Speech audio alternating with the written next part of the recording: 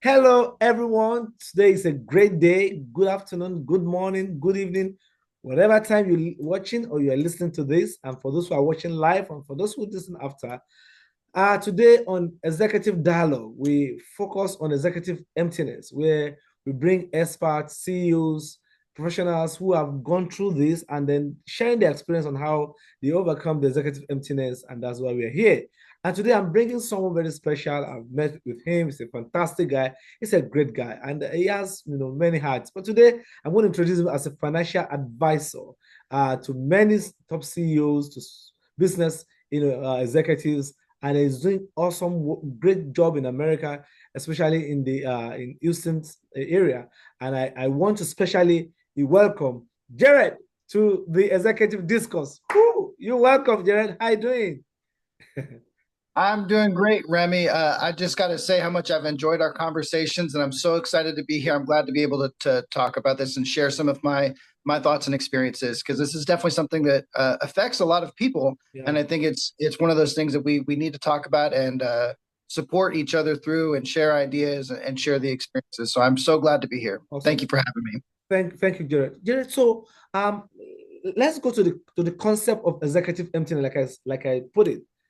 Executive emptiness is a phenomenon that is common among the executives, top CEOs, C-suite executive. After they have climbed the top of the ladder, they discover a kind of emptiness. Does it really worth it? What am I doing here? They make so much money. They've achieved so much, accolades and so much awards everywhere, but yet they feel that emptiness. What could cause executive emptiness from your own experience or from the people you've worked with or the CEOs you've had interaction with?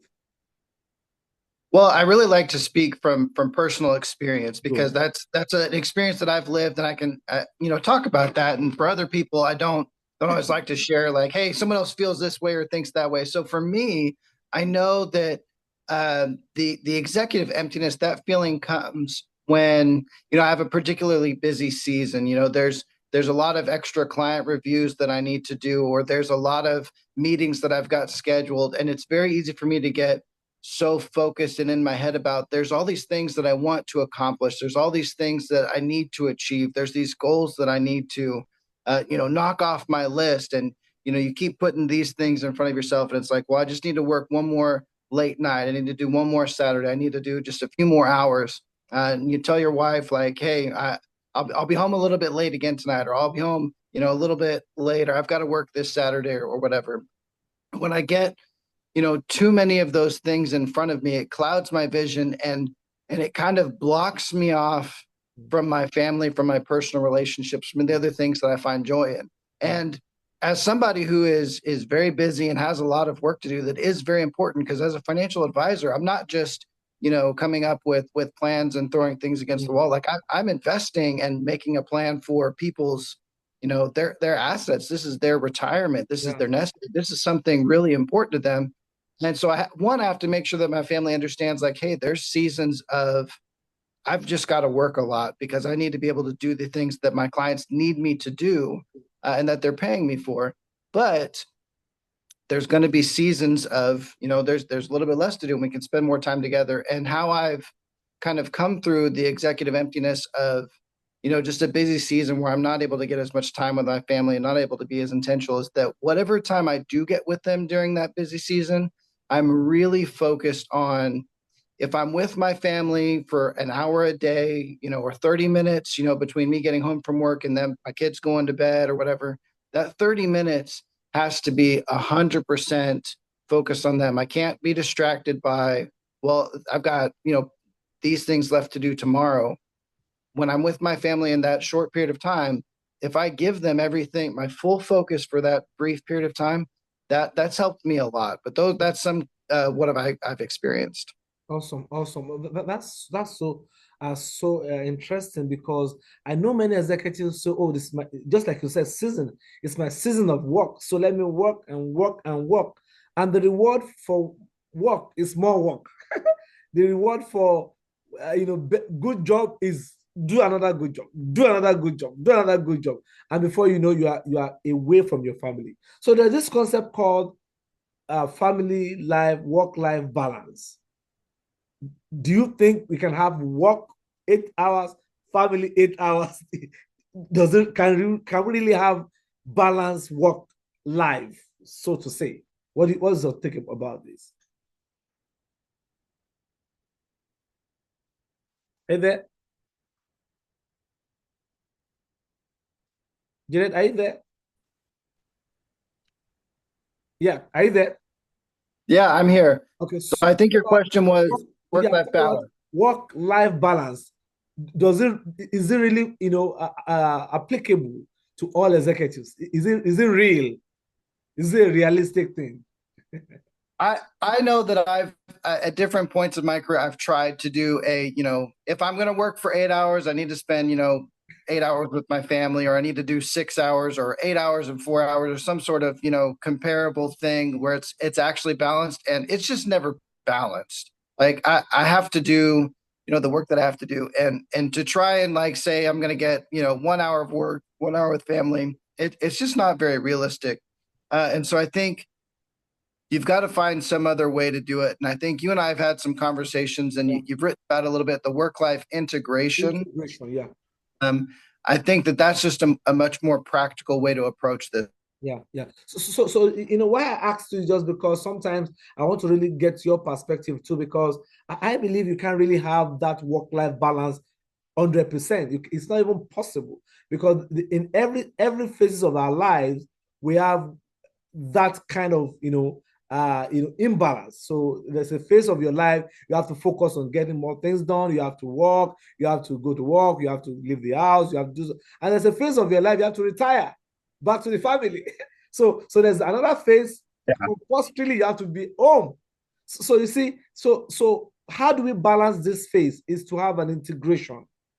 Even if you are retired, you Mhm. can still, and then by the time you're retired, probably your wife is working, your children are outside, they are no more home. They are grown up. So how do you integrate Yeah. life? I mean, that's it. So life itself is not balanced, but how do we integrate family in the what we do? How do we integrate friendship? How do you still have time for networking? How do we have time for friendship? How do you have time to sit down behind a coffee, or even time to call or text a friend? What's going on there? Are you good? How do you have time for fun? How do you have time for fun yet while we are still working? How do you have time for fulfillment? How do you have time for our faith? Do we even pray? Do we even have time for meditation? And so that will take me back to your faith. How do you balance your faith and your work? Can you run us through that? I know for me personally, the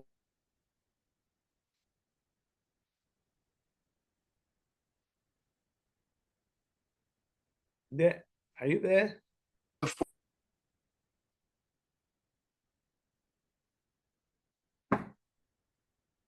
No. Fuck is bad. Right, so what's going on?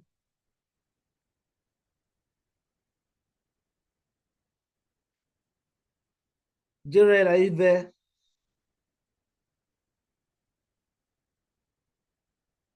Oh, I lost him. Okay, good. So, did you hear my last question? I was asking, how do you balance your faith with your work?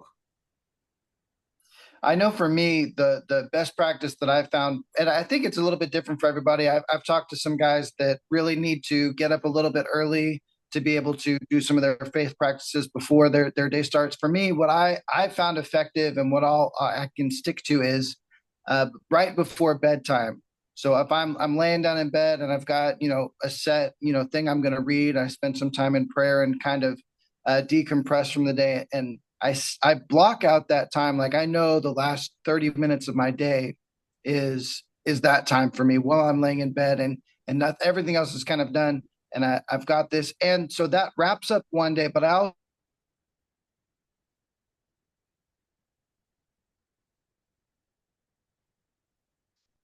Oh God. All right. So what I do for my spiritual practices, I set aside the last 30 to 45 minutes of my day. Like as I'm laying in bed, I have, set things that I'm going to read. It's either scripture or some type of study. I spend a bit of time in prayer, and that's how I wind down my day. The last thing I'm kind of thinking about is my faith and my relationship with God in that capacity. But I also I commute a lot. I drive in the car a lot, and so I'll listen to a Yeah. lot of podcasts or sermons or studies or different things, things on the radio. I try to take advantage of that time that I have in the car and make it productive, and not just sitting and staring at the lines on the road. So Yeah. those are two things that I focus on to help integrate my faith into my work and make sure that I'm continuing to develop that. Awesome, awesome. I love that because many times we are so carried away and then we forget about the faith that gave us the strength to really do what we do. Right. So I want us to wrap up. I think the internet is a bit shaky today. And the wrapping up is people go into executive emptiness, and some people when they go down like that, they don't come out again because they don't know what to do. Some people have to now go into pornography. Some start to take drugs, sometimes to do all sort of negative things because they are like down. What are the steps of coming out of executive emptiness that you have explained? What are the steps so that people who are watching us or who are hearing us can take those steps, and then practice them from your own experience? I know for me, the first step, it starts with you've got to be able to talk to somebody about it, because I know for me that if I don't talk to somebody about it, I'll internalize it and just get stuck in it, and then it'll go down further and further and further. Mm.